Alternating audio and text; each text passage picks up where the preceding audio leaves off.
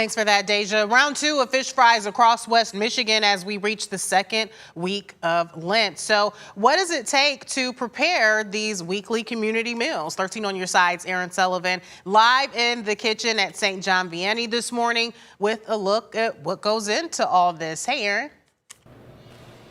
Emily, good morning. Well, I will say, as someone who grew up at, my Catholic parish, you're getting ready for the fish fry, a lot of preparation goes into this. Of course, for people who might be dining, it's all fun and games. But for you ladies, I know they're here bright and early with us to tell us a little bit about the magic. So I'm here with Jessica and Jenna, correct? Yes, principal, student here in the 90s. So we've got a lot that we're working with.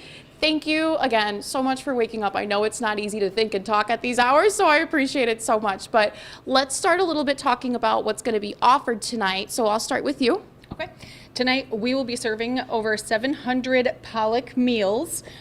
With your meal, you get 5 pieces of fish and curly fries or a baked potato, a roll, and some coleslaw. And we think it happens to be the best one in the area. I love that. I know we have a special technique.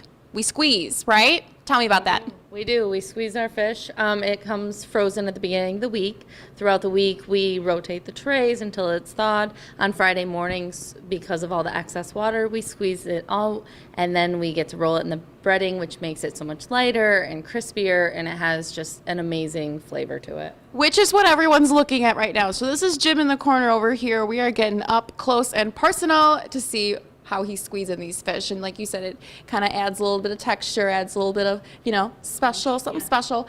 Tell me a little bit about the drive-through you guys have. That's a cool aspect that you guys have.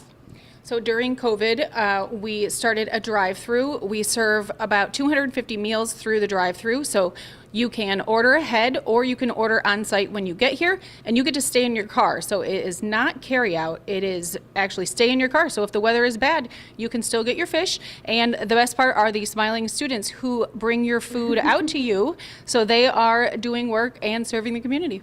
See, she has to say that she's principal, right? Yeah. Now your kids get involved in this, right? Tell me a little bit about what they're fundraising for. So they're fundraising to play sports at the school. It's not a pay-to-play in the Catholic school. It is, everybody is welcome. So all the money that we make from the fish fry does go to that. So there's all the sports equipment and the uniforms and everything else involved in the sports program is all covered by the fish fry. Nice. And a little bit of something for that end of the school year trip, right? Oh yeah, definitely for the 8th grade class. So I know we talked a little bit about, the meal, the drive-through, but I want to talk a little bit about the culture just before we end. I know Lent is a great time, to fast, to give things up, but also to reconnect, especially after this awful winter that we had. Anything before we go that you wanted to say just about the community here?